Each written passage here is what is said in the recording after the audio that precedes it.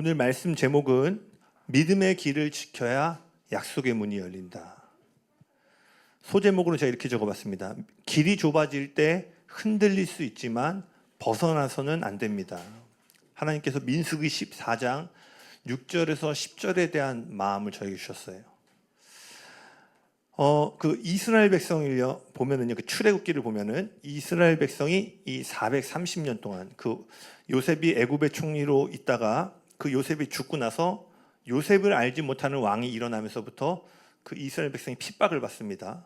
그래서 한 430년 동안 애굽에서 노예로 살다가 그 모세라는 한 사람을 하나님께서 일으키셔서 그 10가지 제왕과 그 홍해가 갈라지는 기적을 통해서 이 이스라엘 백성을 애굽으로부터 기적적으로 탈출시키는 그 놀라운 구원과 해방을 일으키세요. 그리고 나서 이 애굽으로부터 약속의 땅인 가나안까지 가는 길은요, 이 성경에는 블레셋 사람의 땅의 길이라고 되어 있는데 해안길입니다. 그 해안길을 따르면 짧으면 2주, 길면 한 달 만에 갈 수 있는 거리가 약속의 땅이었어요.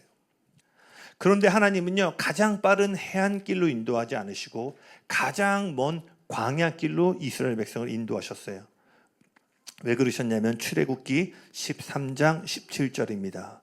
출애굽기 13장 17절 앞에 있는데 한번 같이 읽어볼까요? 시작. 바로는 마침내 이스라엘 백성을 내보냈다. 그러나 그들이 블레셋 사람의 땅을 거쳐서 가는 것이 가장 가까운데도 하나님은 백성을 그 길로 인도하지 않으셨다. 그것은 하나님이 이 백성이 전쟁을 하게 되면 마음을 바꾸어서 이집트로 되돌아가지는 않을까 하고 염려하셨기 때문이다. 아멘. 여러분, 많은 경우 우리는 빠른 길을 원하는 것 같아요. 그런데 하나님은요, 빠른 길이 아니라 바른 길을 원하신다라는 거예요. 그래서 우리는 어떤 상황이나 환경이 있으면 또 주님 앞에 기도하면요, 빨리 응답받기를 원해요. 빨리 문제 해결되기를 원해요. 특별히 대한민국 빨리빨리, 외국인들이 와서 제일 먼저 배우는 단어가 빨리빨리라고 하잖아요. 아마 속도에 대한 것들을 중요하게 여기는 저희 한국 사람은요, 더더욱이나 그런 일들이나 어려움들이 올 때요, 하나님이 빨리 해결해 주시기를 원해요. 그러나 여러분 기억하셔야 돼요. 하나님은요, 빨리 문제가 해결되는 것보다 우리가 올바른 자리에 머무는 것을 더 중요하게 여기십니다. 아멘. 그래서 그 나니아 연대기의 작가로 유명한 C.S. 루이스가 이런 얘기를 해요. 산 절벽 아래 집이라는 글인데요, 산 절벽 아래 집이 있다면 우리는 곧바로 이 집에 갈 수 없습니다. 곧바로 뛰어내리면 가기는 하겠지만 살아서 가지는 못할 것입니다. 그 집을 가려면 산둥성이를 돌아서 가야 하는데 돌아가면 자기 집과는 멀어집니다. 여길 잘 들어보세요. 하지만 멀어지는 바로 그 길이 집에 가까이 가는 길입니다. 이해되세요? 내 집이 저 절벽 아래 있을 때 뛰어내리면 바로 갈 수 있지만 어떻게 돼요? 살아서 못 가죠. 그럼 저 집에 가려면요, 꼬불꼬불 늘어져 있는 그 먼 길을 돌아가야지만 그 집에 도착하는데, 이 C.S. 루이스가 뭘 얘기하는 거예요? 멀어지는 것 같지만 실제로는 그 집에 가까워지는 길이라는 거예요. 그래서 역설적으로 때로는 멀어져야 가까이 갈 수 있다는 거예요. 성경은 분명히 말합니다. 우리의 생각과 하나님의 생각은 다릅니다. 아멘? 우리가 볼 때는 이것이 좋아 보이고 이것이 이렇게 됐으면 좋겠다라는 게 선해 보이지만요, 하나님은요, 오늘 저와 여러분이 보지 못하는 걸 보세요. 그리고 우리가 좋다고 여기는 건 너머의 것을 보시는 분이십니다. 그래서 하나님은요, 때론 우리에게 빠른 길을 주지 않으시고요, 먼 광야길로 돌아가게 하세요. 그리고 이러한 진리는요, 여러분 인생 가운데 마치 내가 멀리 돌아가는 것 같고 응답이 오지 않는 것 같은 그러한 계절 속에서도요, 이러한 말씀은 그러한 때에도 하나님을 향해 찬양할 이유를 우리에게 주고 있어요. 그러니 여러분, 가장 먼 길로 돌아가는 것처럼 느껴질 때에도 그분은 여전히 신실하시고 좋으신 하나님 되심을 믿으시길 바랍니다. 아멘. 이 출애굽을 하고 이제 광야에서 한 2년 정도 시간을 보내요. 시내산에서 한 1년 머물고 어디서 머물고 하고 한 2년 만에 이제 약속의 땅에 가까운 곳에 이르게 됩니다. 그리고 이제 2년 만에 그 약속의 땅 가까운 곳에 이르렀을 때 모세가 12명의 정탐꾼을 그 약속의 땅 가나안 땅에 보내요. 하나님은 그 땅을 정탐하라고 말씀하셨고요, 모세는 그 땅에 과연 하나님이 말씀하신 대로 적과 꿀이 흐르는 땅인지를 알 수 있도록 그 땅에 있는 열매를 가져오라고 얘기합니다. 즉 그 땅을 누가 점령하고 있는지를 아는 것뿐만 아니라 그 땅을 향한 약속의 열매를 가져오라고 한 거예요. 저는 개인적으로 이 부분을 너무 좋아해요. 왜냐하면요, 하나님은요 때론 우리에게 주실 약속을요 미리 경험하게 하신다는 거예요. 우리에게 주시고자 하는 응답의 전체를 주시기 전에요 일부를 맛보게 하시는 거예요. 저는 어떤 표현을 쓰냐면, 하나님은 우리에게 주시고자 하는 응답을 열매가 아닌 씨앗의 형태로 주신다라고 말해요. 하나님은요 만 명이 먹고도 남을 음식을 주시기 전에 한 끼 도시락을 주십니다. 골리앗의 목을 베는 칼을 주시기 전에요 작은 조약돌을 먼저 주세요. 흘러 넘치는 기름을 붓기 전에 엘리사의 과부에게 했던 것처럼 빈 그릇을 먼저 주세요. 이처럼 하나님은요 저와 여러분에게 오늘 필요한 것을 주시기 전에요 그 필요에 턱없이 부족해 보이는 작은 씨앗을 먼저 주신다라는 거예요. 그 약속의 땅을 맛보게 하시기 전에 뭐예요? 작은 열매를 먼저 가져다 주신다라는 거예요. 왜냐하면요 그 부족해 보이는 작은 씨앗을 우리가 어떻게 바라보고 관리하는가를 통해서요 약속이 성취되는 자리로 나아가는 데 있어서 필요한 준비가 이루어지기 때문이에요. 다시 말해서 그 작은 응답을 통해서 우리는 바른 길을 어떻게 갈 수 있는지를 배우게 된다는 거예요. 이 12명의 정탐꾼들이요 40일 동안 정탐을 마치고 이제 그 땅의 열매를 가지고 이제 돌아왔습니다. 근데 그때요 10명이 부정적인 소식을 전해요. 그리고 오직 여호수아와 갈렙 이 두 사람만이 하나님의 약속과 일치되는 그 소식을 전했습니다. 이 10명은요 그 땅에 살고 있는 거인이 얼마나 큰가에 대해서 말했어요. 그러나 여호수아와 갈렙은요 하나님의 약속이 얼마나 큰가에 대해서 말했어요. 거인의 크기에 놀란 정탐꾼들은요 자신들에 대해서 뭐라고 말하냐면, 우리는 그 땅에 사는 거인들을 비춰볼 때 메뚜기와 같은 존재다라고 얘기를 해요. 하나님은요 그 약속의 땅을 정복하고 다스릴 그 정복자로 그들을 부르셨음에도 불구하고요 그들은 거인들에게 죽임을 당한 피해자라고 생각하기 시작했어요. 여러분 여기를 잘 기억하세요. 여러분이 하나님의 약속에서 멀어지면요 정복의 권세를 상실하고 상황과 환경의 피해자로 전락하게 됩니다. 좀 더 구체적으로 여러분이 성경을 안 읽기 시작하면요 하나님은 여러분의 일터와 가정과 모든 일 가운데 그 창세기 말씀처럼 생육하고 번성하고 다스리라고 여러분을 파송하셨는데, 하나님의 약속의 말씀이 약해지면 어떻게 돼요? 그 상황의 피해자가 되는 거예요. 이거가 어렵고 저거가 어렵고, 그게 어렵기 때문에 그 영혼들을 구하고 그 어려운 상황을 전환시키라고 우리를 보냈는데 뭐예요? 정복자로 살아가는 게 아니라 환경의 피해자로 살아가는 거예요. 세상은 어떻게 말합니까? 더 좋은 학교 가야지, 더 좋은 연봉을 받아야지, 더 좋은 성공과 성취를 통해 정복자가 되라고 말해요. 그러나 성경은 분명히 말합니다. 하나님의 약속에 머무를 때 우리는 정복자가 될 수 있는 거예요. 아멘. 세상이라는 거인과의 싸움에서 승리하는 비결은요 남들보다 더 높은 스펙을 얻고 더 누구를 밟고 올라감으로써 정복자가 되는 게 아니라, 세상은 그렇게 정복자가 되라고 말하지만요 성경은 뭐래요? 하나님의 약속 안에 거할 때 너가 이 거인을 무너뜨리는 다윗과 같은 존재가 된다라고 말하는 거예요. 아멘. 그리고 이러한 보고를 받고 나서 이제 이스라엘 백성이요 과연 이 땅에 들어가야 될 것인지 말 것인지를 토론해요. 그게 오늘 본문 말씀입니다. 민수기 14장 6절에서 10절입니다. 6절을 제가 읽고 7절을 여러분, 마지막 10절은 같이 통독하도록 하겠습니다. 그 땅을 정탐한 자 중 눈의 아들 여호수아와 여분의 아들 갈렙이 자기들의 옷을 찢고,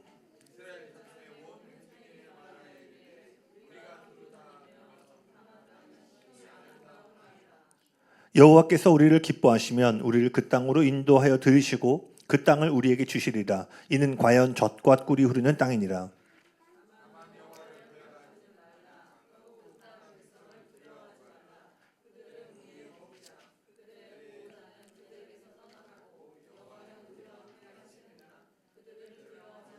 같이 읽겠습니다. 온 회중이 그들을 돌로 치려 하는데 그때에 여호와의 영광이 회막에서 이스라엘 모든 자손에게 나타나시니라. 아멘.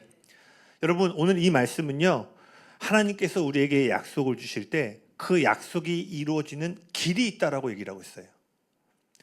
그 약속이 성취되는 차선이 있다라는 거예요. 그리고 우리의 역할은요 하나님께서 우리에게 주신 길을 지켜내는 것입니다. 제가 운전면허를 처음 딸 때요. 지금도 기억이 나는데 이제 연습을 다 마치고 도로 주행을 처음 나갔을 텐데 제 옆에 탄 이제 강사가 저에게 이런 얘기를 하더라고요. 다른 데 집중하지 말고 지금 가고 있는 이 차선에만 집중하라고.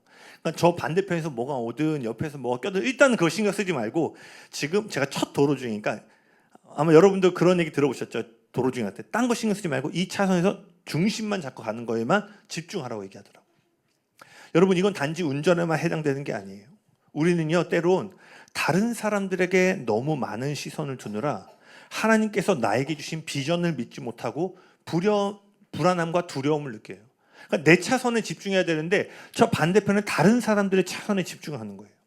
그리고 여러분 이러한 불안함과 두려움은요 어디서 오는 줄 아세요? 그릇된 비교의식에서 오는 거예요.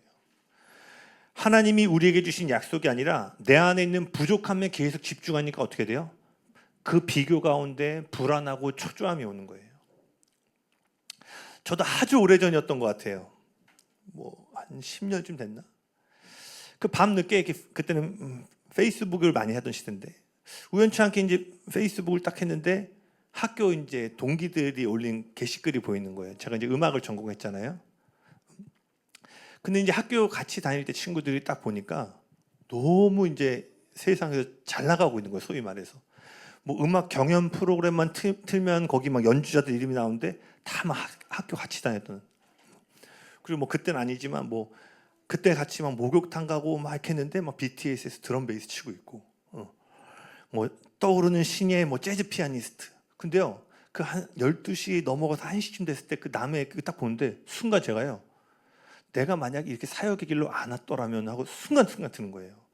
왜냐하면 제가 지금 하고 있는 일은 열매도 전혀 없는 것 같고 남들이 알아주지도 않고 근데 한편으로는 그때 같이 시작했던 친구들은 다 뭔가 잘 나가는 것 같고 그러니까 사실 대도 안 되는 얘기죠. 내가 그때 사역을 안 하고 계속 음악을 했다 이러는 게 사실.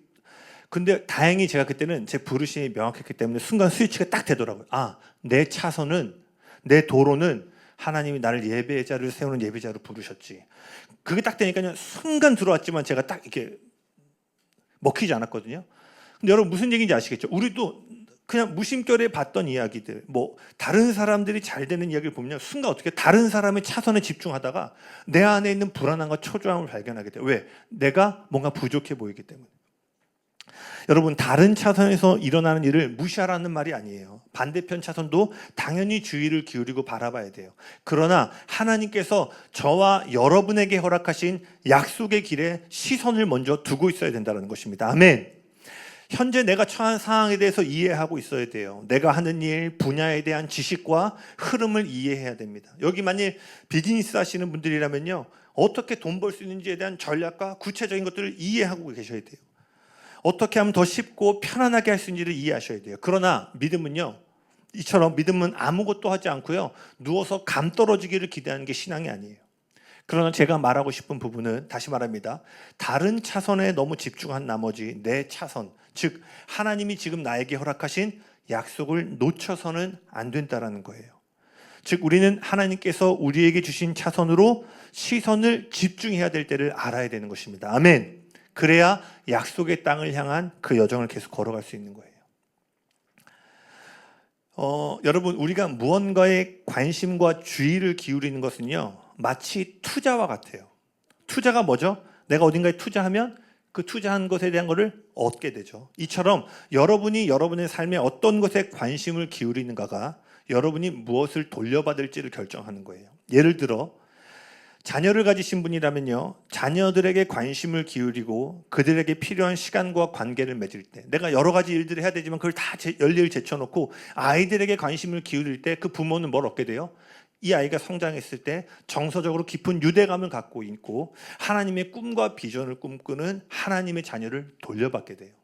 내가 이 아이들을 어렸을 때 지불했기 때문에 관심을 갖고 투자했기 때문에 그 투자한 걸 돌려받게 되는 거예요. 마찬가지입니다. 저와 여러분이 오늘 무언가에 관심을 둘 때요 그 관심은 가치를 만들어내요. 그리고 그 가치는요 우리의 삶을 끌어가는 힘이 됩니다. 예를 들어 여러분 다이어트 관심 많으시죠? 네, 다이어트에 관심을 두면요, 뭐가 가치가 돼요? 체중계 딱 올라갔을 때 48kg가 나오는 게 내 삶의 가치가 되죠. 네. 네. 그럼 어떻게 돼요? 이 48kg를 만들기 위해서 내 시간, 재정, 뭐 이런 것들 어떻게 돼요? 거기에 맞추게 되겠죠. 즉, 이 가치가 내 삶을 끌어가는 거예요. 야식 10번 먹을 거 한 번 먹거나. 다 드시나요? 네. 성경 다음에 가장 그 권위 있는 말이 있죠. 다이어트는 내일부터. 네. 뭐 이처럼 내가 뭐 시간이든 재정이든 내가 가치를 두니까 어떻게 돼요? 다이어트가 내 삶을 끌어가는 힘이 되는 거예요. 이처럼 여러분, 우리 삶에 그것이 긍정적인 것이든 부정적인 것이든 지금 여러분이 관심을 기울이고 있는 대상이요, 지금 여러분의 삶을 끌고 가는 힘이라는 거예요. 그렇기 때문에 우리는요, 질문해야 돼요. 지금 내가 관심을 두고 주의를 두고 있는 것이 나에게 무엇을 돌려주고 있는가?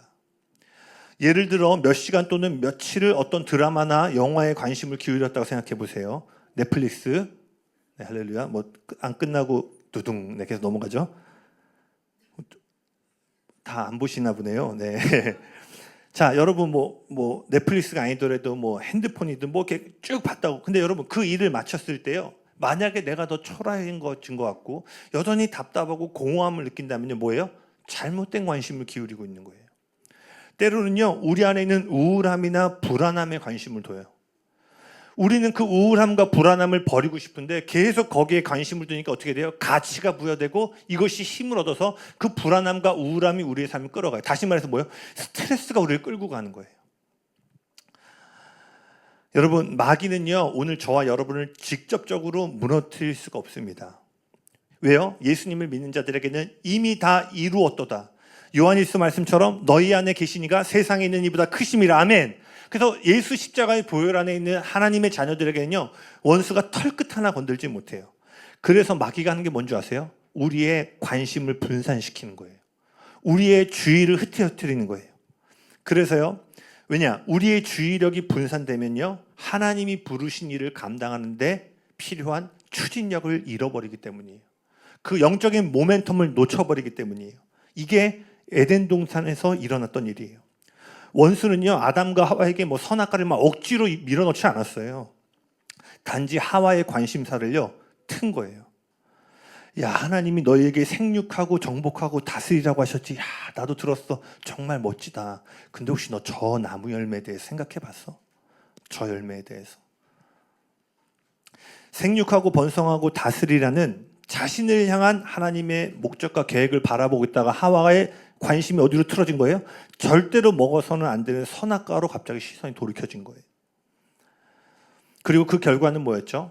아담과 하와는 자신의 인생을 향한 하나님의 목적과 약속을 놓쳐버리게 돼요.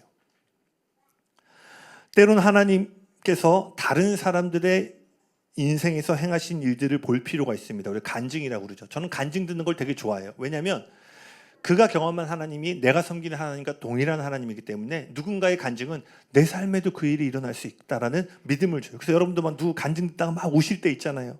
와, 저런 상황에서도 하나님 저렇게 일하셨구나. 그럼 어떻게 돼요? 내 상황에도 하나님이 그렇게 일하실 수 있다는 막 힘을 얻게 돼요.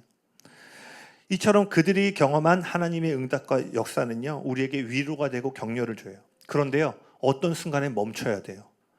하나님께서 다른 사람들의 삶에서 행하시는 일을 보다가 자신에게 없는 것을 집중할 수 있기 때문이에요. 예를 들어 볼게요. 와, 저 사람에게는 이런 일이 일어났네. 와, 저 사람에게는 뭐 저런 일이, 저 친구 오늘 취직했네. 와, 저 사람은 이직했네. 와, 이번에 저 사람은 더 좋은 집으로 이사 갔네. 뭐 자녀가 좋은 대학을 갔네. 재정적으로 축복을 받았네. 와, 다른 사람 차선을 보니까 막 간증들이 몰려요. 근데 갑자기 내 차선에 딱 왔는데, 근데 나는? 남들은 다 복 받는 것 같은데 나는? 여러분, 우리는요, 우리 삶에 일어나지 않은 일에 초점을 두는 것이 아니라 하나님이 우리 삶 가운데 행하셨던 일에 초점을 맞춰야 됩니다. 아멘. 우리의 심령을 강하게 하기 위해서는요, 내 차선에서는 아무 일이 일어나지 않는 것처럼 느껴질 때요, 지난날 우리 삶 가운데 일하셨던 하나님의 일에 주목을 해야 돼요. 또한 우리의 삶에 일어나지 않는 일에 초점을 맞추는 것이 아니라 앞으로 하나님께서 내 삶 가운데 행하실 일들, 그 약속이 어디에 있어요? 성경에 기록되어 있잖아요. 그 약속의 말씀에 우리가 초점을 맞춰야 되는 거예요. 사실 여러분, 오늘 저와 여러분이 모두 하나님의 길에서 벗어난 인생들이었잖아요. 성경은 분명히 말합니다. 모든 사람이 죄를 범하였음에 하나님의 영광에 이르지 못하더니. 저와 여러분 모두가요, 그 하나님의 길에서 벗어났어요. 그리고 지난 날을 돌이켜보면요, 여러분 차선을 이탈했던 순간들 기억들이 있으시죠? 그러나 오늘 저와 여러분이 이 자리에 있다는 건 뭐예요? 우리가 차선을 이탈했을 때에도 하나님은 우리와 함께하고 계셨다는 거예요. 아멘. 아멘이세요, 여러분? 저도 그래요. 지난 날을 돌이켜보면요, 많은 죄책감과 수치심 때문에요, 나 자신을 정죄할 때도 있었어요. 내가 하나님 앞에 나아가기에 턱없이 부족하다라는 그 수치심들. 때로는요, 다시는 하나님의 길에 서기를 싫어해서요, 오히려 반대로 막 역주행했던 인생들도 있을지 모르겠어요. 그런데 놀라운 것은요, 하나님이 저와 여러분을 끝까지 쫓아오셨다는 거예요. 아멘. 하나님은 계속해서 저와 여러분의 이름을 부르셨고요, 붙잡으셨고요, 오늘 이 예배의 자리까지 여러분을 이끄셨다는 거예요. 아멘. 하나님은요, 저와 여러분의 과거의 많은 잘못을 이미 알고 계십니다. 그리고 지금 이 순간에도 우리가 여전히 충분히 선하지 못하고 여전히 하나님의 뜻을 따라가는데 충분히 지혜롭지 못하다는 것을요, 하나님은 누구보다 잘 알고 계세요. 그럼에도 불구하고 하나님은요, 지금도 저와 여러분을 끝까지 부르고 계신다는 거예요. 여러분, 그거 아세요? 하나님은 저와 여러분의 과거를 신경 쓰지 않으시는 분이십니다. 아멘. 왜냐? 하나님은요, 우리가 앞으로 되어질 모습에 너무나 헌신하셨기 때문에요, 우리의 지난날의 일에 관심을 두지 않으시는 거예요. 그분은 어제의 우리 모습이 아니라, 다시요, 그분은 어제의 여러분의 모습이 아니라, 지금 여러분의 모습이 아니라 내일의 여러분의 모습을 바라보심으로 십자가에서 물과 피를 다 쏟아내신 거예요. 그분은 내일의 여러분의 모습을 위해서 이렇게 헌신하신 거예요. 그러니 그분에게는 여러분의 과거를 돌아볼 여유가 없는 거예요. 그러니까 뭐라고 했어요? 보라, 이전 것은 지나갔으니 새 것이 되었도다. 아멘. 그리고 동에서 서가 먼 것처럼 우리가 주님 앞에 죄를 자백하고 고백할 때 뭐예요? 우리의 죄가 동에서 서가 먼 것처럼 멀리 던져버리시고 기억하지 않으신다라는 거예요. 아멘. 즉 그분은요, 여러분이 하나님 앞에서 믿음으로 성공할 때뿐만 아니라 실패하고 넘어지고 차선을 이탈했을 때에도 여러분과 함께하는 일에 헌신하신 분이라는 거예요. 아멘. 저는 이것을 확신할 수 있어요. 제 지난날의 삶을 돌이켜보면요, 저는 설교할 수가 없습니다. 저희 아내가 가끔 그런 얘기해요. 학창시절 이렇게 제발 좀 하지 말라고. 덕이 안 된다. 가정예배 때는요, 제가 끝나고 이렇게 밥 먹고 이렇게 얘기를 하다 보면 자연스럽게 뭐 과거 얘기가 나온 거예요. 안 하겠습니다, 여기까지. 네. 그렇다고 엄청 나쁘게 산 건 아닙니다. 네. 여러분, 우리 한번 고백해 볼까요? 하나님은 성공할 때뿐만 아니라 실패할 때에도 나와 함께 하신다. 아멘. 여러분, 이 하나님의 길에 머무는 것에 중요한 또 하나의 이유가 있어요. 우리가 그 하나님이 말씀하신 길 위에 서 있어야 하나님의 보호를 받을 수 있기 때문입니다. 그 하나님의 길을 걸어갈 때에만 나타날 수 있는 약속이 있어요. 이사야 54장 17절입니다. 이사야 54장 17절. 우리 같이 읽어볼까요? 시작. 너를 치려고 제조된 모든 연장이 쓸모가 없을 것이라. 일어나 너를 대적하여 송사하는 모든 혀는 내게 정죄를 당하리니 이는 여호와의 종들의 기업이요. 와, 놀랍지 않아요? 너를 치려고는 모든 온 사단 마귀의 무기, 그 연장들이 쓸모가 없게 될 거라는 거예요. 할렐루야. 믿음으로 선포합니다. 여러분을 향한 하나님의 목적과 계획을 도둑질하려고 하는 모든 원수의 무기가 무력화됐음을 예수의 이름으로 선포합니다. 아멘. 자, 근데 이게 누구에게 이 일이 일어나죠? 말씀 다시 한번 보여주시겠어요? 자, 마지막에 뭐라고 돼 있어요? 누구에게 이 일이 일어난다고요? 여호와의 종들에게. 여호와의 종은 누구예요? 그분의 뜻과 약속에 머무는 사람이에요. 성경은 분명히 얘기합니다. 저런 놀라운 하나님의 보호하심은요, 아무나 받을 수 있는 약속이 아니라 하나님의 길에 서 있는 사람, 다시 말해 그 약속의 길에서 벗어나지 않고 머무르고 있는 신실한 그분의 종들에게 주어지는 유업이라는 거예요. 아멘. 세상은 성공이라는 벽돌, 스펙이라는 벽돌, 돈이라는 벽돌, 명예라는 벽돌을 쌓아 올려서 외부의 풍랑을 막아보라고 그래요. 마치 바벨탑처럼요, 다시 한번 경제적인 어려움, 질병이 오든 우리가 그걸 버텨낼 수 있도록 높이 쌓아 올려보자고 그래요. 그러나 성경은 뭘 얘기하고 있어요?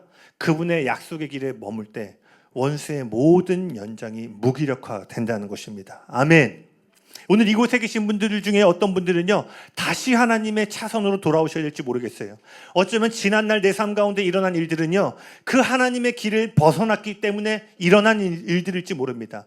그러니 이사야 54장의 말씀을 믿는다면 어떻게 돼요? 다시 하나님의 길, 약속의 길로 들어와야 되는 거예요. 아멘. 모든 원수들의 무기를 쓸모없게 만드는 하나님의 길, 약속의 길로 돌아와야 되는 것입니다. 마귀는 계속해서 말할 거예요. 아시겠지만 여러분, 물론 마귀가, 귀신이 아주 우리가 영화에서 보는 듯한 모습으로 나타날 수도 있지만 대부분 마귀는 우리의 귀에 생각과 감정으로 들어옵니다. 그럼 마귀는 계속 말해요. 야, 하나님의 길에서 벗어나. 저 거인을 봐. 이대로 갔다간 정말 어려워질 거야. 저도 옛날에 청년 시절에 교회 다니는 게 제일 힘들어. 애들은 놀 거 다 놀 거 다 하는데 나는 뭐 이러지도 저러지도 못하고 뭐 양심의 가책이 있어서. 그래서 여러분 그런 생각 한번 해보셨어요? 나도 다 놀 거 다 놀고 딱 죽기 직전에 강도 만난 죄인처럼 예수님, 제가 주님 오늘 낙원에 있기를 원합니다. 너무 그런 거 하고 싶은 거예요. 네, 웃으시는 분들 다 그 경험인 줄 믿습니다. 그러니까 애매한 거야. 막 누리지도 못하고, 그렇다고 내가 막 주 안에서 막 교회 갈 때마다 막 기쁜 것도 아니고 교회 가면 막 지치고 막 하는데 세상 애들 보니까 뭐 다 놀고 막. 그러니까 그것도 뭐예요? 야, 홍보야, 너도 해. 마지막에만 고백하면 돼. 가끔 그래도 안 믿으시는 분들 중에 그런 얘기 하는 분들이, 나 놀 거 다 놀고 마지막에 믿을 거야. 네, 마지막에 자기 뜻대로 안 되죠. 네, 그렇게 놀던 사람이 마지막에 주님 찾기 어렵습니다. 그런 거예요. 야, 일요일날 교회 가서 뭐해? 자기 개발해. 면허증이 된다. 자격증이 하나 더. 계속 뭐예요? 우리로 하여금 약속의 길을 벗어나라고 속삭이는 거예요. 그러나 여러분 고백하셔야 돼요. 원수의 무기가 나를 향해 오는 것이 보입니다, 주님. 그러나 그 뒤에 주님의 선하심과 인자하심이 나를 향해 달려오는 것을 내가 봅니다. 아멘. 원수가 공격해도, 거인이 있어도, 사람들이 나를 헐뜯어도 주님이 부르신 이 길 가운데 머물기로 나는 결정합니다. 아멘. 나는 오늘 하나님의 길 위에 있습니다. 아멘. 원수는 끊임없이 우리로 차선을 이탈하게 만들려고 할 거예요. 두려움으로, 불안함으로, 초조함으로 자리를 떠나게 만들 거예요. 그러나 저와 여러분의 전략은 뭐예요? 더 스펙 쌓는 거라고요? 아니에요. 하실 수 있는 분들 하세요. 스펙 쌓는 거 나쁜 거 아닙니다. 그러나 첫 단추는 뭐예요? 그분의 길에 집중하는 거예요. 그분, 나를 부르신 그 차선에 있어야 되는 거예요. 하나님은 약속의 땅으로 부르셨는데 여호수아와 갈렙은 그 약속이 이루어지는 차선에 서 있는데 나머지 10명과 수많은 사람들은 뭐예요? 애굽으로 가는 차선으로 다시 가자는 거예요. 여러분 기억하십시오. 약속이 가까이 올수록요, 그 하나님의 길은 좁아져요. 이스라엘은 약속의 길을 걸어가고 있었어요. 그리고 이제 약속의 길이 향하는 목적지의 코앞까지 왔습니다. 그런데 갑자기요, 차선이 좁아지기 시작해요. 오늘 우리가 읽었던 이 본문이요, 그 차선이 줄어드는 그 이야기예요. 중요한 영적 원리 중에 하나는요, 여러분의 인생을 향한 약속의 성취가 가까이 오면 가까이 올수록 그 길이 좁아지게 된다는 거예요. 길이 좁아질 때요, 약속을 감당할 만한 믿음과 끈기가 만들어지기 때문입니다. 예수님을 보세요. 그 구원의 약속이 이루어질 때 십자가라는 좁은 길을 가셔야 했어요. 그 제자들이 다 자신을 부인하고 자신에게 은혜를 받던 수많은 사람들이 돌을 들고 비난하고 침을 뱉고 저주하는 그 조롱의 좁은 길을 걸어가셨어야 됐어요. 다윗은 어땠죠? 왕이 될 거라는 예언을 받았죠. 그리고 이제 그가 정말 10년의 도망자 신세를 마치고 자신의 인생을 향한 하나님의 약속, 그 왕이 될 것에 대한 그 직전에 이르렀을 때요, 다윗은 자신의 인생에서 가장 고통스럽고 뼈아픈 배신을 당하게 됩니다. 아둘람굴 시절부터 똥기저귀 갈면서 키워서 용사로 만들었던 그 동역자들이요, 돌 들고 다윗을 치려고도 일어나요. 그가 왕이 되기 위해서는요, 이 마지막 차선이 줄어드는 구간을 믿음으로 지나갔어야 됐다는 거예요. 오늘 우리가 읽었던 모세와 아론, 여호수아와 갈렙도 마찬가지예요. 약속의 땅이 눈앞에 있어요. 백성들은 대로를 기대했어요.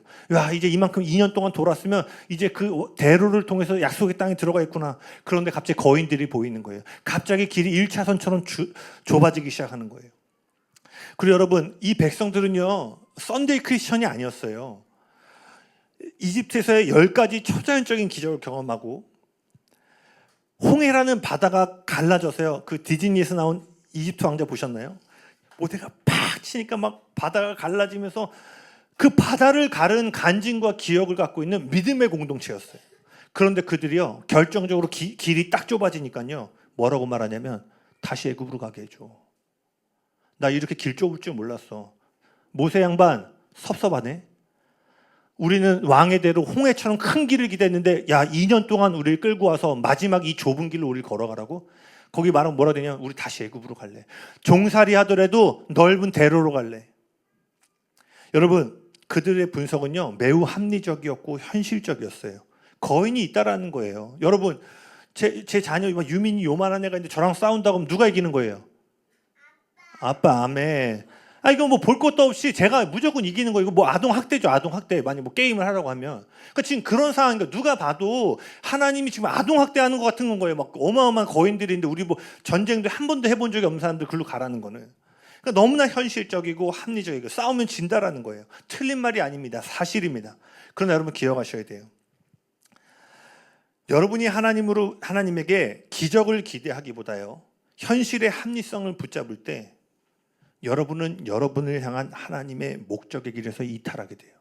다시요. 여러분의 신앙에서 기적에 대한 기대감이 떨어지면요. 현실에 대한 감각이 발달되게 됩니다. 그럼 어떻게 돼요? 우리도 그 좁은 길에 딱 막들었을 때요. 다시 애굽으로 갈래. 돈의 노예 길로 갈래. 어떤 관계의 노예 길로 갈래. 이 관계를 끊어야 되는데 또 그런 가는 거예요. 왜? 좁은 길이 왔을 때 하나님의 기적을 기대 못하는 내가 못 벗어나겠구나. 여기 이 다람쥐 쳇바퀴 도는 인생에서 벗어나지 못했구나. 결정적인 순간에 또 돌아가고 싶은 마음이 일어난다는 거예요. 여러분 근데 명심하십시오. 하나님의 길은요 현실로 시작되지 않았어요. 영으로 시작된 길이에요. 생각해 보세요.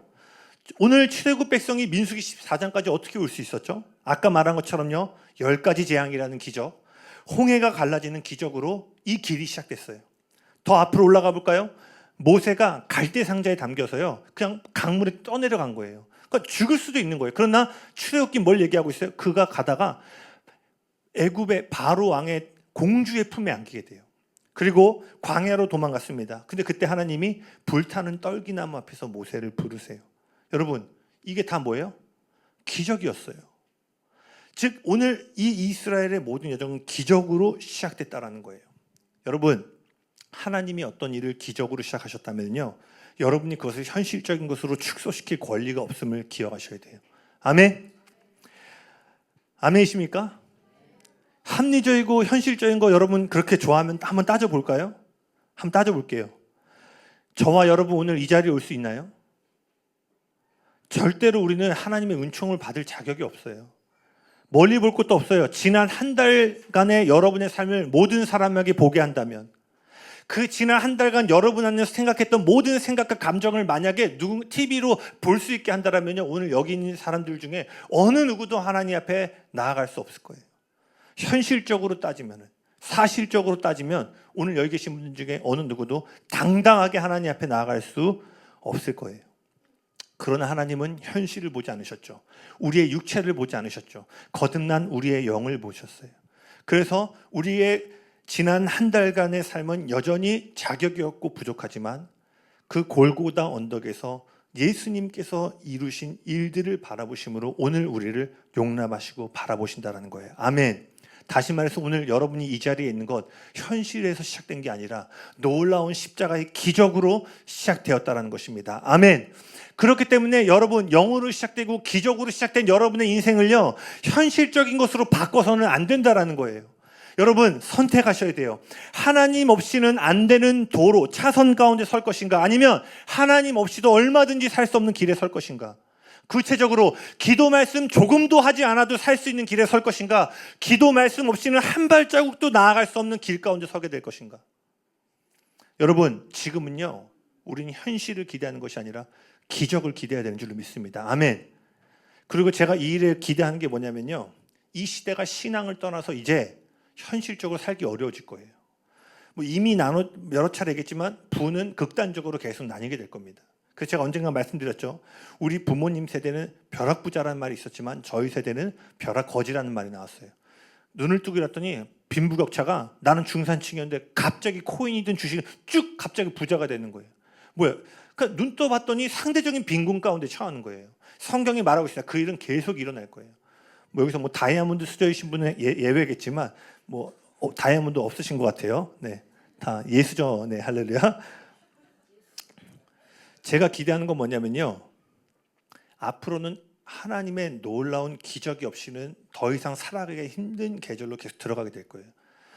지금 프랑스 거의 무너지기 직전인 거 아시죠? 네팔은 아예 다 정부가 지금 무정부 상태로 들어갔어요. 그 프랑스로 지금 어마어마하게 지금 젊은이들이 일어나서 지금 뭐 어마어마한 시위를 하고 있죠. 프랑스가 지금 우리나라보다 신용 등급이 떨어진 거 아세요? 부채랑 이게 지금 어마어마하게 늘어나서, 그러니까 조금만 눈을 돌이켜 보면요, 지금 전 세계가 살기가 점점 어려워지고 있다라는 거예요. 그러니 여러분, 이러한 때에 여러분의 현실을 기대하겠어요? 아니면 하나님의 도우심을 기대하시겠습니까? 아멘. 어떤 길에 서야 될지 오늘 예배를 통해 여러분 다시 한번 결단하기 원해요. 그래서 여러분, 제가 이렇게 얘기하고 싶어요. 하나님이 여러분에게 주신 꿈을요, 현실과 합리성이란 이유로 축소시키지 마세요. 다시요, 여러분이 하나님에게 주신 그 비전과 부르심이 있으신 분들이 있다면요, 여러분의 주머니 상황으로 그 꿈을 제한하지 말라는 거예요. 아멘. 하나님 성경을 보세요. 한 번도 돈이 없어서 하나님의 뜻이 이루어지지 않은 적이 한 번도 없습니다. 아멘. 마음이 줄어들 때 꿈이 안 이루어지는 거지, 환경의 어려움 때문에 하나님의 꿈이 이루어지지 않은 적은 단 한 번도 없다는 거예요. 여기 청년들이 많이 계신데 청년들에게 특별히 도전하고 싶어요. 여러분, 더 큰 꿈을 꾸시길 바랍니다. 아멘. 제가 늘 아내에게 거룩한 홀리 라이팅을 합니다. 한 나라를 먹일 생각을 해라. 한 나라를 먹일 생각해라. 여전히 재정적으로 어렵더라도 뭐예요? 포춘지에 나올지도 모른다. 포춘지에 나올지도 모른다. 한 나라를 먹일 생각해라. 이 한 번 살다 가는 인생 하나님께 멋지게 쓰임 받고 가자. 항상 제가 그 얘기 하죠. 네, 그만하라고 제가 와이프가. 네. 근데 저의 비전은 뭐냐면요, 한 나라를 먹이는 하나님이 이렇게 쓰임 받고 싶어요. 아멘. 그래서 제가 개척하면서부터 아무도 사람도 없고 어떨 땐 두세 사람 오지만 뭘 얘기해요? 열방을 먹이는 교회가 되길 선포하고 예배자를 세우는 교회가 되길. 아멘. 여러분, 여러분의 통장 잔고로 꿈을 제한하지 말고 하나님이 주신 꿈이 있다면 다시 차선을 돌이켜서 하나님이 부르신 길 위에 서길 예수님의 이름으로 축복합니다. 아멘. 그리고 여러분 기억하셔야 돼요. 여러분이 갖고 있는 꿈이 정말 하나님이 주신 꿈이라면요, 여러분의 힘으로는 절대로 이룰 수 없습니다. 절대로 이룰 수 없어요. 왜냐면요, 하나님이 우리에게 맡겨주신 일은요, 우리의 능력으로 감당하는 것이 불가능하기 때문이에요. 왜 그러냐? 우리 힘으로 할 수 있잖아요. 하나님 의지 안 해요. 내 힘으로 할 수 있잖아요. 하나님 의지 안 해요. 하나님 누구보다 잘 아세요. 그래서요, 하나님은 의도적으로 우리 인생을 향한 당신의 목적을요, 절대 우리의 힘으로 이룰 수 없는 영역 바가운데 두셔서요, 우리로 하여금 우리의 힘이 아니라 철저히 그분의 은혜를 신뢰하도록 하신다라는 거예요. 그래서 지금 여러분의 삶에 믿음이 살아있다는 것은요, 지금 내 형편과 내 힘으로는 붙잡을 수 없는 하나님의 꿈을 꾸고 있어야 된다는 거예요. 아멘. 이웃 가운데 열방의 교회를 세우는 하나님의 사람들이 일어날지어다. 땅끝까지 복음 전하러 달려가는 복음의 사람들이 일어날지어다. 아멘. 그러니 여러분, 하나님의 꿈과 비전을 따라가는 데 있어서 우리가 구해야 될 것은 현실적인 조건을 채워나가는 것이 아니라 은혜와 기적을 구해야 된다는 거예요. 그러니 여러분, 차선이 좁아지는 것처럼 느껴질 때에도 벗어나면 안 돼요. 세상적인 방법의 안정감을 구축하려고 하나님의 길을 떠나서는 안 된다는 거예요. 내 힘으로 할 수 있는 것이 아니라 하나님의 힘이 없이는 이룰 수 없는 길에 머무르셔야 돼요. 저도 그랬어요. 아까 제가 잠깐 제 얘기 해드렸죠. 여러분, 원래 음악 자체가 먹고 살기 배고픈 직업이라고 하잖아요. 저도 이제 원래는 바로 고등학교 때 이제 음악을 하고 싶은데 어머니가, 저희 어머니 세대는 그 음악하면 그 나이트를 생각하시나 봐요. 거기 반주하는, 너 딴 따라 된다, 안 된다. 어찌됐건 제가 이제 음악의 길을 들어섰고요. 근데요, 제가 이제 25살 때 하나님이 저를 부르셨고요. 제가 그때 막 이제 공연도 하고 방송도 하고 조금씩 이 가수들 콘서트 같은 것도 막 할 때인데, 이 사역이 계속 겹치니까 제가 결정을 해야 되는 거예요. 그리고 어느 시점에 제가 딱 느꼈어요. 아, 요번에 이제 내가 스케줄이 안 된다고 하면 이제 밖에 연주는 못 하겠구나. 물론 밖에서 연주하는 게 하나님의 뜻이 아니라는 게 아니라, 저를 향한 부르심은 이 세상 가운데 연주가 하는 게 아니라 교회 안에서 하나님을 섬기는 거였어요. 그래서 어느 날 제가 기억을 해요. 아, 이게 마지막이고 내가 이거를 하면 이제 다시는 건너올 수 없는 주님의 길을 가는구나. 근데 그때 제가 딱 하나님 기도한 게 있어요. 하나님, 세상이 두려워하는 음악이 교회 안에서도 나오게 해주세요. 왜냐면 그때 어떤 분위기였냐면 학교 졸업했는데 선배 요즘 뭐예요? 나 요즘 G.O.D 아닌가요? 야, 나 G.O.D 이번에 전국 투어 하잖아. 와, 성공한 선배. 선배 뭐예요? 나 예배팀 하잖아. 이러면 이 선배는 일이 꼬였구나. 그게 너무 싫은 거예요. 하나님을 예배하는 일이 실패한 것처럼 보이는 거예요. 그래서 그때 하나님의 예배하는 일에서 교회에서 예배하는 게 세상 가운데 가치 있고 성공한 일처럼 나타날 수 있도록 저를 사용해 주세요. 근데 그 길을 걸어놨는데요, 아무 일도 안 일어나는 거예요. 아까 말한 것처럼 친구들은 방송에 나오고 점점 더 유명해지고 하는데, 그리고 주변에서 중간중간 그렇게 얘기해요. 전사님 왜 그렇게 하세요? 전사님 좋은 대학 나왔잖아요. 주변에 이렇게 했잖아요. 왜 여기 있어요? 왜 이렇게 좁은 길 가요? 막 하는, 좁은 길이라는 표현 안 썼죠. 왜 그렇게 하시는 거예요? 근데 제가 그때 만약에 차선을 이탈했다면 오늘 비추는 교회는 없었습니다. 그리고 제가 그 좁은 길 때는 언젠가 말씀드렸죠. 선교 나갈 돈이 없어서 막 돈을 주스러 다닐 정도로 제가 어떤 어려움 가운데 있을 때도요, 제 안에 부르셨던 부르심의 길을 따라갈 때요, 하나님은 제 삶을 날로 좋게 해주셨습니다. 아멘. 한 번도 에어컨이 없었던 집에 살았는데 결혼하고 에어컨이 있고, 할렐루야. 할렐루야. 네, 너무 세속적인 비유로 갔는데 제가 말하고 싶은 거는요, 여러분 돈 없어도 안 죽어요. 아멘. 하나님의 사람들은 돈이 없어서 죽는 게 아니라 임재가 떠나면 죽게 되는 거예요. 그러니 아무리 좁아 보일지라도, 여러 가지 상황과 환경이 어려워지더라도요, 하나님의 임재를 경험할 수 있는 약속의 길에 서 있기로 결단하셔야 된다는 거예요. 아멘. 출애굽기 23장 29절입니다. 출애굽기 23장 29절 같이 읽어볼까요? 시작.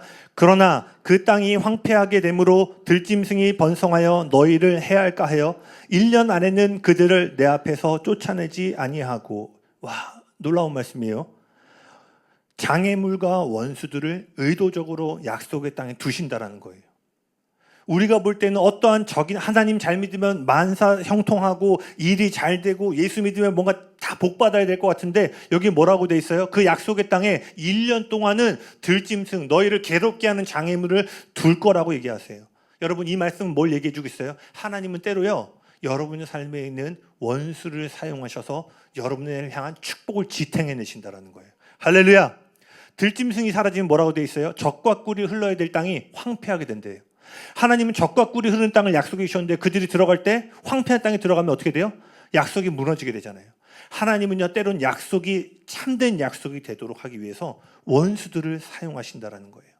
하나님은 거인과 들짐승의 자리를 빼앗을 만큼 강해져서 약속의 자리에 설 수 있을 때까지 그 들짐승들이 그 자리에 있는 것을 허락하신다라는 거예요. 그리고 여러분 기억하십시오. 좁은 길은 누가 약속의 땅을 차지할 자격이 있는지를 드러냅니다. 그래서 좁은 차선이 필요한 거예요. 여러분, 길이 넓을 땐 몰라요. 마라톤 출발할 때 보세요. 다 완주할 것 같죠. 근데 마지막 지점에 이르면 어떻게 돼요? 소수의 사람들만 들어와요. 그때 저 사람은 42.19km를 이 정도 속도로 달릴 자격 있는 사람이었구나 우리가 알게 돼요. 그리고 그 자격 있는 사람들에게 우리는 메달을 수여하죠. 길이 좁아질 때, 상황과 환경이 우리를 짓누르고 압박할 때요, 그제서야 비로소 누가 그 약속을 감당할 수 있는 사람인지가 나타나게 된다는 거예요. 왜냐하면요, 전쟁의 본질은요, 단순히 그 땅을 정복하는 것이 아니라 그 땅에 있어서는 안 되는 자들을 몰아내는 것에 있기 때문이에요. 다시요, 여러분에게 뭔가 약속이 이루어진다는 것은 내가 100만 원 벌었는데 막 1000만 원 벌었는 애가 아니라, 하나님의 약속의 핵심은 뭐냐면요, 그 축복과 돌파의 자리가 있을 때 있어서는 안 되는 거인들을 몰아내는 것에 하나님의 약속이 있다라는 거예요. 그러니 먼저 주님은요, 그 약속의 땅에 있는 거인을 치우시기 전에 우리 안에 있는 내면의 거인을 다루세요.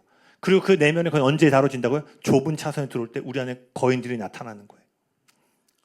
그래서 하나님은요, 우리로 하여금 자격을 갖추시기 위해서 우리를 좁은 길로 반드시 이끄십니다. 지금 우리에게는요, 거인이 아니라 하나님의 크심을 말해줄 사람들이 필요한 줄로 믿습니다. 아멘. 수적으로는 밀리지만 하나님이 계시기에 넉넉히 이길 수 있다고 말해주는 믿음의 사람들이 필요한 거예요. 걱정과 근심과 두려움과 낙심을 가져오는 사람이 아니라 우리의 시선을 다시 한번 약속에 고정시켜줄 믿음의 사람들이 필요한 줄로 믿습니다. 아멘. 10명의 정탐꾼을 떠나야 되는 거예요. 왜? 그 10명의 정탐꾼은요, 항상 약속이 아니라 걱정을 보게 만들어요. 그들은 항상 임재가 아니라 문제를 바라보게 만듭니다. 축복이 아니라 저주를 말해요. 그들은 항상 기적이 아니라 현실을 말해요. 여러분, 세상에 있는 사람도 우리가 사랑해야 됩니다. 그런데 여러분, 믿지 않는 사람들하고 일터에서 얘기하면 다 죄다 뭐 얘기해요? 투자하고 노후 얘기 많이 하잖아요. 여러분, 우리는 노후를 위해 살아간 존재가 아니라 영혼을 위해 살아간 존재인 줄 믿습니다. 아멘? 할렐루야. 다시 말합니다. 투자 이런 게 나쁘다는 게 아니에요. 정신이 다 글로 쏠려 있는 거예요. 그래서 언젠가 말씀드렸는데 제 아는 한 지체가 회사 가면 힘들다는 거예요. 다 강남, 서울에 집 사는 얘기, 누가 이번에 집 샀대. 그러면 상대적인 박탈감들이 온대요. 근데 그들의 관심사는 이 땅에서 잘 사는 거니까. 근데 이 형제는요, 이 땅에 잘 사는 게 아니라 영원한 것들 위해 살고 싶은 거예요. 그러니까 이 길과 조금 다른 차선으로 가니까 너무 비교가 되기 시작하는 거예요. 나는 일산에 집이 있는데 서울 집은 집값이 어마어마하게 차이 나잖아요. 근데 집 샀. 또 그렇게 말하는 사람도 막 자랑하듯이 얘기한다라는 거야. 나 이번에 집 샀어. 집 샀는데 집이 분양된데 다음에 20억 돼 있고 자녀 교육부터 해서. 근데 이 형제 그 일터에 가서 믿지 않는 사람들하고 대화하면 힘들다고 그러더라고요. 아마 이런 내용도 공감하시는 분들이 있을 거예요. 그들이 아무리 여러분을 위해서 얘기해 주는 이야기인다 할지라도요, 그분의 약속에서 눈을 돌리게 한다면 그 소리로부터 여러분 떠나셔야 된다는 거예요. 영혼들은 사랑하되 그들의 소리에 귀를 기울이는 것이 아니라 하나님의 차선에 귀를 기울여야 되는 줄로 믿습니다. 아멘. 그리고 마지막에 10절 예배팀 나와주시겠어요? 민수기 14장 10절 같이 한번 읽겠습니다. 시작. 온 회중이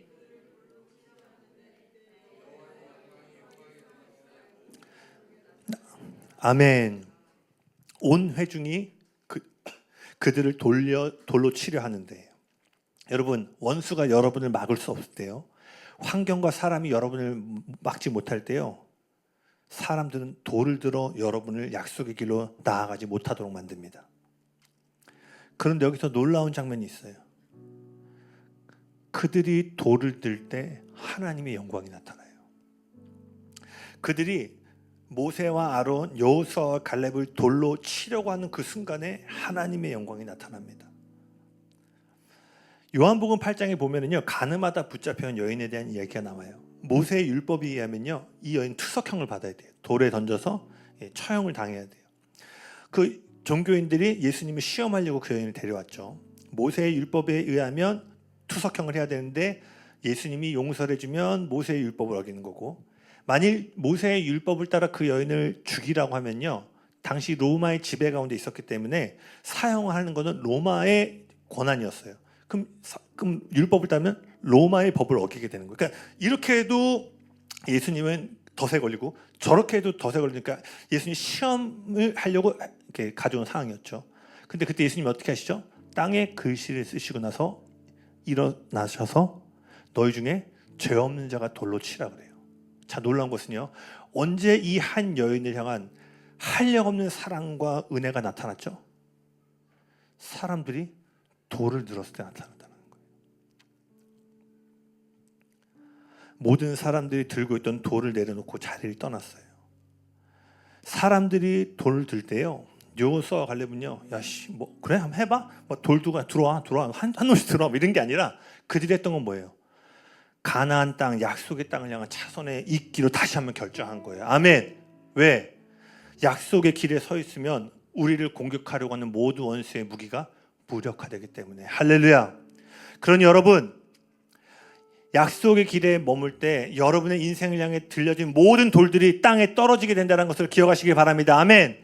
약속의 길에 설 때 원수의 손에 들린 무기가 땅에 떨어짐을 믿으시길 바랍니다. 그러니 우리가 해야 될 일은 뭐예요? 약속의 길에서 영광이 나타나기를 기다리는 거예요. 여러분, 외줄타기처럼 느껴져도 약속의 길에 머물러야 됩니다. 아멘. 원수가 여러분을 흔들고 차선 밖으로 어떻게든 끌어내려고 해도 머무르셔야 돼요. 사람들이 돌을 들고 여러분을 공격할지라도 머무르셔야 돼요. 그리고 여러분, 언제나 약속이 고통보다 크고 그분의 약속이 여러분의 상처보다 크고 그분의 약속이 우리의 아픔보다 크다는 사실을 기억하셔야 돼요. 아멘. 그러니 우리는 돌을 들 필요가 없어요. 골리앗을 죽이기 위해서 우리가 칼을 들고 같이 맞대는 것이 아니라 먼저는 뭐예요? 들판에서 그 약속의 자리에 먼저 머물러 있어야 된다는 거예요. 그래서 여러분, 결론입니다. 하나님이 기뻐하시는 자가 되셔야 돼요. 하나님이 기뻐하시는 자. 그 사람에게 하나님의 은총이 임해지는 거예요. 아멘. 그 길이 아무리 좁아져도 하나님이 기뻐하시는 자리에서 벗어나지 말길 예수님의 이름으로 축복합니다. 그래서 여러분, 길이 좁아질 때요, 흔들릴 수는 있지만 벗어나서는 안 된다는 것을 꼭 명심하시기 바랍니다. 아멘.